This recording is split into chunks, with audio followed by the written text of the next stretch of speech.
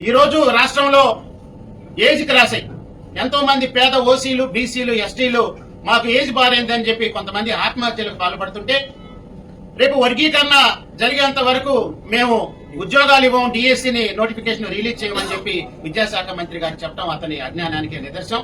దీన్ని మేము ఖండిస్తా ఉన్నాం పూర్తి స్థాయిలో. ఇది మాలా మాదిగల మధ్య సమస్య ఏదైతే యుద్ధం ఉందో 100 సంవత్సరాలైనా కొట్టుకుంటానే ఉంటాం కానీ చంద్రబాబు నాయుడు కాదు, లోకేష్ కాదు, ఆయన కొడుకు కూడా ఈ సమస్య తీర్చలేనిది. ఇది పూడ్చలేని అగాధం. 100 సంవత్సరాలైనా కూడా మేము పోరాడుకుంటానే ఉంటాం, తన్నుకుంటానే ఉంటాం, కోర్టును ఆశ్రయిస్తాం. మాలా మాదిగల మధ్య వచ్చిన సమస్యల మధ్యలో ఓసీలని, బీసీలని మీరు కడుపులు కొడతారా? అన్యాయం చేస్తారా? ఇప్పుడు ఎంతో మంది నిరుద్యోగులు కోచింగ్ సెంటర్లో మగ్గిపోతున్నారు, ఫీజులు కట్టుకోలేకపోతున్నారు, హాస్టల్ ఫీజులు చెల్లించుకోలేకపోతున్నారు. ఇటువంటి పేదలు ఎస్సీల్లో కాదు, పేదలు ఓసీల్లో కూడా ఉన్నారు, బీసీల్లో ఉన్నారు, ఎస్టీల్లో ఉన్నారు. ఇటువంటి నిరుద్యోగులకు మీరు కడుపు కొడితే చూస్తా ఊరుకోం. అవసరమైతే మేము నిరుద్యోగులైన ఓసీలు, బీసీలు, ఎస్టీలతో మేము చేతులు కలుపుతాం. నోటిఫికేషన్ వచ్చేంత వరకు ఉద్యమిస్తాం. రేపు డిసెంబర్ 15వ తారీఖున ఈ రాష్ట్రంలోని మాలలందరూ కలిసి అందరం ఐక్యంగా తెలంగాణలోని అంబేద్కర్ వాదులందరినీ కలుపుకుని మాలల మహాగర్జన పేరుతో ఒక మంచి బహిరంగ సభ ఏర్పాటు చేస్తా ఉన్నాం.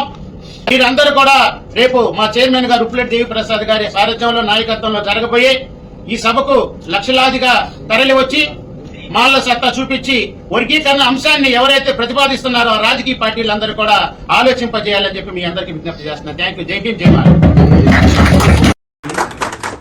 ఇది కాకుండా మన మంత్రి గారు అసెంబ్లీలో వర్గీకరణ చేసే వరకే టీఎస్సీ కానీ రిక్రూట్మెంట్లు కానీ ఆపు చేస్తున్నాం అని చెప్పి మరి ప్రకటన చేశారు.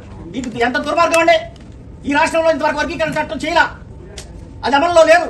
అమల్లో లేని చట్టాన్ని ఎప్పుడో చేసే, భవిష్యత్తులో చేసే చట్టాన్ని ముందు మనసులో ఉంచుకుని ఇప్పుడంతా రిక్రూట్మెంట్లు ఆపేస్తారా? మీకు ఏ రకమైనటువంటి బేసిస్ ఉంది ఆపడానికి? మీరు ఆల్రెడీ ప్రకటించారు, మళ్ళీ తర్వాత మా ఆపేస్తున్నాం అని చెప్తున్నారు. బాబు వస్తే జాబ్ వస్తుందని చెప్పారు, జాబులు ఏమి లేకుండా ఆపేస్తున్నారు. మరి జాబులన్నీ అట్లా ఆపేస్తే నిరుద్యోగుల పరిస్థితి ఏంటి? మా యొక్క మాలల పరిస్థితి ఏంటి? మాలకు ఉద్యోగాలు లేక అల్లాడిపోతున్నారు.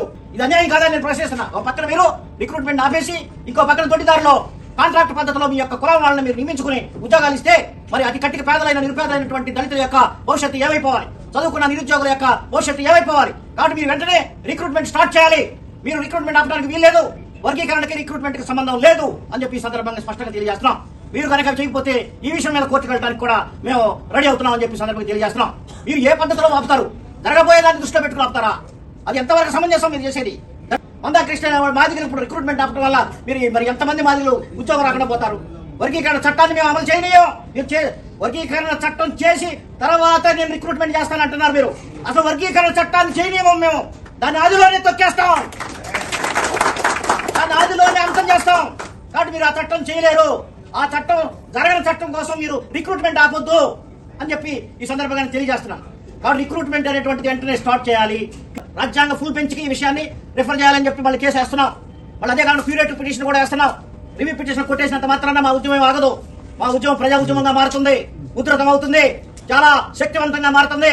మీరు ఏదో తేలిగ్గా తీసుకుంటున్నారేమో, రాబోయే కాలంలో మాల సత్తా వాళ్ళ చాటి చూపిస్తారని చెప్పి సందర్భంగా నేను తెలియజేస్తాను. అన్ని కులాలు కలిసి మరి కలగలిసి ఈ యొక్క వర్గీకరణ విధానాన్ని మరి వ్యతిరేకించాలని చెప్పి సందర్భంగా నేను మా యొక్క కులాలన్నింటికి కూడా విజ్ఞప్తి చేస్తున్నాను. కాబట్టి ఇది మెయిన్ గా జరిగేది. దీని ఉద్యమంలో భాగంగానే మేము రేపు డిసెంబర్ 15వ తారీఖున గుంటూరు నల్లపాడులో మరి జరుగుతున్నటువంటి మాల మహాగర్జన సభకి లక్షలాదిగా ప్రజలు వచ్చి మాలల యొక్క తడాకా చూపించాలని చెప్పి ఈ సభలో మరి డెప్పు సింహాలాగా గర్జించాలని చెప్పి సందర్భంగా నేను తెలియజేస్తున్నాను. मेरा ये चैनल सब्सक्राइब करें और मेरे हर अपडेट आपको मिले, इसके लिए बेल आइकन जरूर दबाइएगा। आप सभी को मेरी ढेर सारी शुभकामनाएं।